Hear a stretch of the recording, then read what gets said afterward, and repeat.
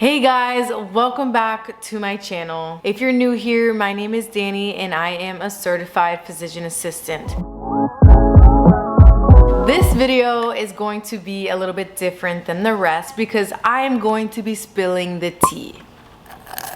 Alright, you gotta be wondering why the heck my thumbnail is titled The Ugly Truth About Aesthetics. So this video, I feel like I needed to drop because every single day I'm getting messages about how to break into the aesthetics industry, that I'm living the dream. So I'm here to kind of burst all your little bubbles because I feel like a year ago I was in the same shoes as you. So let's do a quick flashback. A year ago I was burnt out in the urgent care setting and I loved performing procedures. I loved everything about skincare and I kept seeing, these aesthetic injectors online living the good life. It looked like they had like zero stress in the world, like a perfect work-life balance, and I wanted to get some of that. So I really had like zero exposure to the field outside of social media. I did not have a rotation in aesthetics, derm, or plastics. I never worked in those settings. My only true exposure was like talking to other injectors and then social media. So I kind of want to give you guys all the downsides of aesthetics and things I don't really like about it. Keep in mind, this is not geared towards like any specific employer, spa, coworker. This is just about the medical spa industry as a whole, not including dermatology or plastic surgery. When you enter the aesthetics world, you are now entering the beauty industry. Similar to nail techs, lash artists, brow artists, facialists, you're in that same category almost, but you have a lot more liability and risk because you are actually injecting and putting a needle into someone's face. You do require medical knowledge of facial anatomy, how to handle complications, etc. But nonetheless, you are now entering the beauty industry. Along with that territory, it requires you to kind of become a business personnel. You have to kind of know how to sell. You have to know how to sell products, fillers, Botox, other procedures that are going on in that spa. Joining the beauty industry also requires you to have your own clientele. I did social media as a passion, as a side hobby, as something I enjoyed, but joining the aesthetics industry, social media advertisement is almost like a requirement. You kind of need it to advertise your work, show your before and afters, gain some clients that way. It's kind of necessary to build your brand because many of the medical spas, I visited like 6 medical spas during my interview period, and a lot of them do not have like a consistent injectable clientele, meaning Botox and filler. So if you don't have that consistent clientele, you could be sitting there on your butt, not doing much all day. So this was a complete culture shock for me. Coming from the urgent care setting where I was seeing, upwards of 30, 40, 50 patients a day. The whole office depended on me as a solo provider. I felt very needed in the urgent care setting. Sometimes,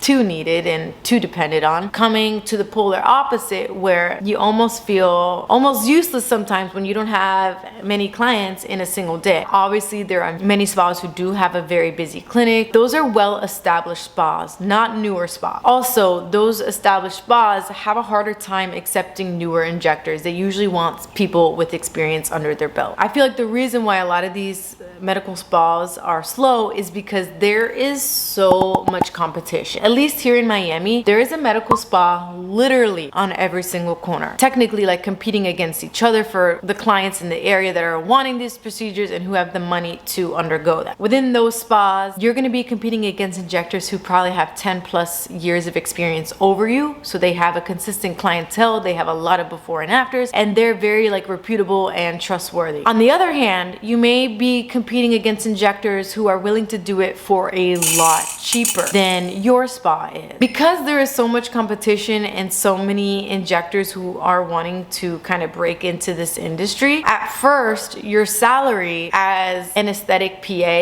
is going to be a lot less than what you're used to. So many of my job offers were lower than what I was making at the urgent care setting, but I was willing to accept a lower salary because I wanted to come into this field. Just keep that in mind. Many people have this conception about aesthetics. It's gonna be easy, quick money.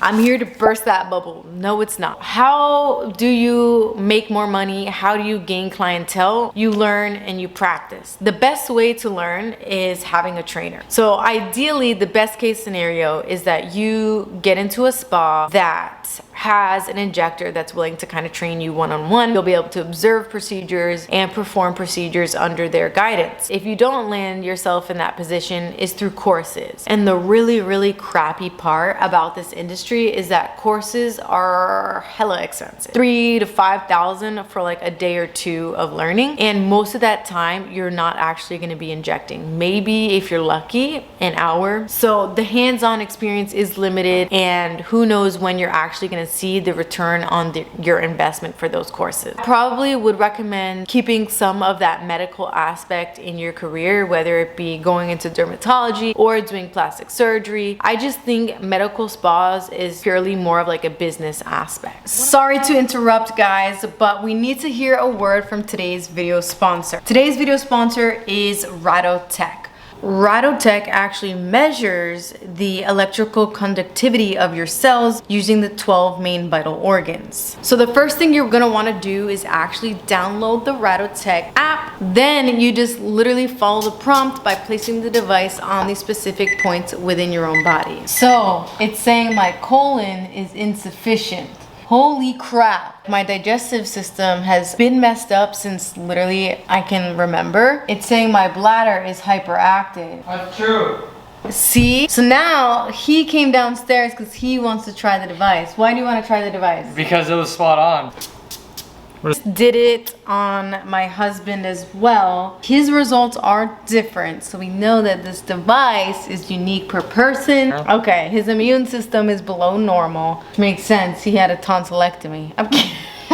10 years ago. One of my last points I wanted to bring up was the anxiety associated with injecting, because I feel like nobody talks about it. I feel like online we see these people go from one specialty to aesthetics, no downtime, they're just doing it and doing it amazing. No injector in their right mind is going to admit that they're not comfortable with procedures.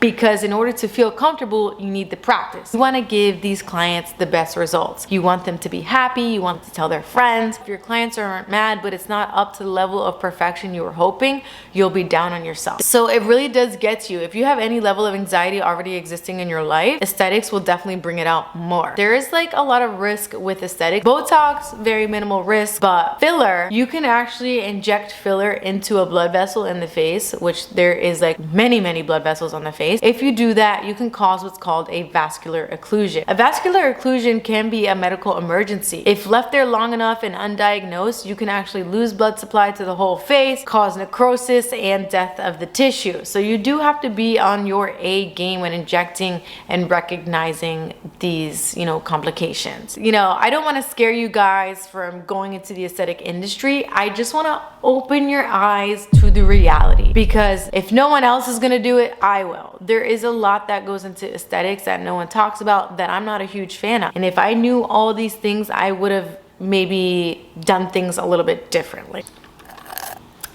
So yeah, that's probably enough shit talking for today. If you have any questions, any concerns, please list them down in the comments. I'll be sure to answer them. But don't be discouraged. If this is something that you've been wanting to do it. You're gonna be happy, you're gonna learn, you're gonna get your clients, all is gonna work out in the end. But if you're someone who thinks the aesthetic industry is like an easy, quick buck, that's where you're wrong. There's a lot of stress, anxiety, business skills, people skills that you need to develop in this industry. And it'll take you a lot longer than you anticipate to make money and to develop your skills. So my recommendation would be to probably start off in a derm or plastic surgery office, keep your medical dermatology intact, learn the aesthetic side, and hopefully find a mentor in the field that's going to actually be able to train you one-on-one, because just relying on these courses and YouTube videos and self-taught on these patients is not enough. All right, guys, that's enough for today. Please don't forget to like, comment, and subscribe. It makes a huge difference for me. Over and out.